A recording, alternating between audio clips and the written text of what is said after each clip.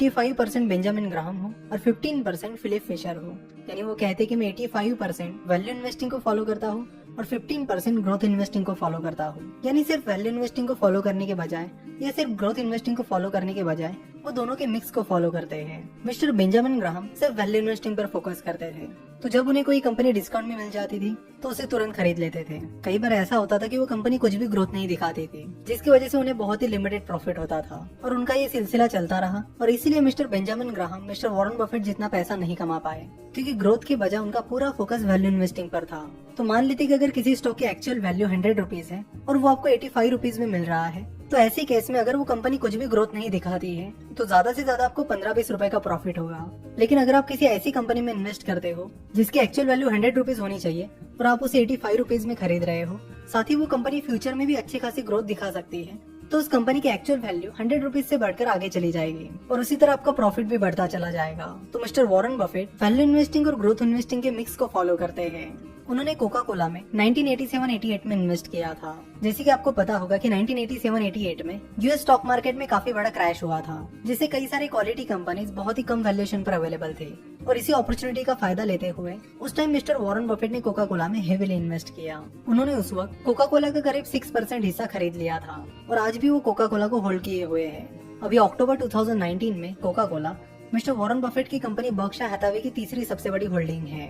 तो क्योंकि उस क्रैश के बाद कोका कोला बहुत अच्छे वैल्यूएशन पर अवेलेबल थी और साथ ही उसमें ग्रोथ अपॉर्चुनिटीज भी काफी ज्यादा थी, इसलिए मिस्टर वॉरेन बफेट ने कोका कोला में हेवीली इन्वेस्ट किया था। यहाँ पे उनकी एक और क्वालिटी आपको देखनी होगी और वो है पेशेंस। वो अच्छी कंपनीज को पेशेंस के साथ सालों तक होल्ड करके रखते हैं। 1987-88 में खरीदी हुई कंपनी के शेयर्स उन्होंने अभी 2019 में भी होल्ड करके रखे हैं। इससे उनकी पेशेंस की लेवल आपको पता चल जाएगी। तो अगर आप वैल्यू इन्वेस्टिंग कर रहे हो, ग्रोथ इन्वेस्टिंग कर रहे हो या फिर दोनों का मिक्स फॉलो कर रहे हो, तो इन तीनों भी स्ट्रेटेजीज में एक चीज आपके पास होना बहुत जरूरी है और वो है पेशेंस। चलो तो इस क्वालिटी को भी एग्जांपल के साथ समझते हैं। मिस्टर वॉरेन बफेट की कंपनी बर्कशायर हैथवे के पास फिलहाल $128 बिलियन यानी करीब 9,08,000 करोड़ की कैश है। पिछले कुछ सालों में उन्होंने कई मेजर इन्वेस्टमेंट्स नहीं किए हैं, बल्कि बर्कशायर हैथवे ग्रुप की कंपनीज का जो प्रॉफिट है उसे उन्होंने कैश में रखना ही पसंद किया है और ये कैश लगातार बढ़ती जा रही है, जिसकी वजह से कई सारे लोग और इन्वेस्टर्स मिस्टर वॉरेन बफेट को कह रहे हैं कि उन्हें कैश रखने की बजाय कहीं पर इन्वेस्ट कर देना चाहिए।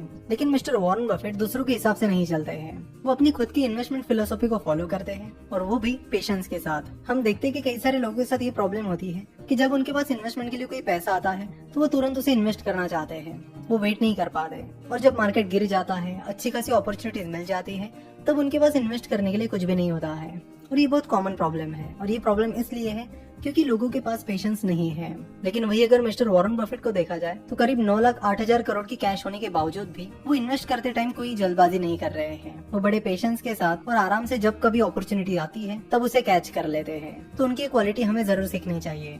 तो चाहे पैसा इन्वेस्ट करने की बात हो या फिर उस स्टॉक को होल्ड करने की बात हो, वो पेशेंटली सही अपॉर्चुनिटी का वेट करते हैं और ये उनकी बहुत ही स्पेशल क्वालिटी है। जाने माने successful fund manager mister Peter lynch भी यही स्ट्रेटेजी फॉलो करते हैं। वो भी वैल्यू इन्वेस्टिंग और ग्रोथ इन्वेस्टिंग के मिक्स को फॉलो करते हैं और ऐसा करके उन्होंने म्यूचुअल फंड इंडस्ट्री में बहुत सक्सेस हासिल किया है। साथ ही उन्होंने एक रेशो भी लाया है जिसका नाम है PEG ratio, that is price earnings to growth ratio.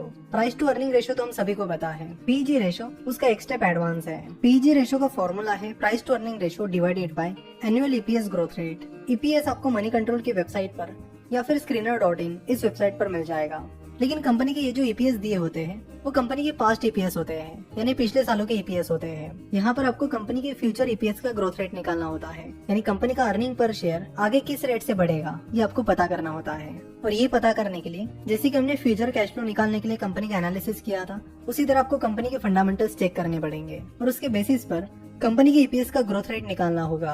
किसी भी कंपनी का PE रेशो आपको रेडीमेड मिल जाएगा और वो भी आपको मनी कंट्रोल या फिर screener.in पर मिल जाएगा। तो अगर किसी कंपनी का प्राइस टू अर्निंग रेशो 13 है और आपको लगता है कि कंपनी की EPS का ग्रोथ रेट 15% रहेगा, तो कंपनी का PEG रेशो निकल कर आएगा 0.86। तो कंपनी का PEG रेशो कितना होना चाहिए इसका कोई फिक्स क्राइटेरिया नहीं है, लेकिन जनरली ऐसा माना जाता है कि अगर किसी कंपनी का PEG रेशो 1 से कम है तो वो कंपनी अंडर वैल्यूड है और अगर किसी कंपनी का PEG रेशो 1 से ज्यादा है तो वो कंपनी ओवर वैल्यूड है। लेकिन ऐसा जरूरी नहीं है कि ऐसा ही हो, इसलिए बेस्ट मेथड ये है कि सारी इन्वेस्टमेंट मेथड्स को सीख लेना और उसके बाद अपनी खुद की इन्वेस्टमेंट मेथड डेवलप करना। तो ये जितनी भी एग्जिस्टिंग इन्वेस्टमेंट फिलोसॉफीज है उनको यूज करके आप अपनी खुद की इन्वेस्टमेंट फिलोसॉफी डेवलप कर सकते हो और फिर उसके बेसिस पर इन्वेस्ट कर सकते हो। जैसे कि हमने देखा कि मिस्टर वॉरेन बफेट ने न सिर्फ बेंजामिन ग्राहम को फॉलो किया और न ही सिर्फ फिलिप फिशर को फॉलो किया, उन्होंने उन मेथोडोलॉजीज के बेसिस पर अपनी खुद की फिलोसॉफी डेवलप की। और यही इंपॉर्टेंट होता है, क्योंकि अगर कोई स्ट्रेटेजी ऑलरेडी अवेलेबल है तो जरूरी नहीं है कि वो स्ट्रेटेजी सबके लिए सूट करे।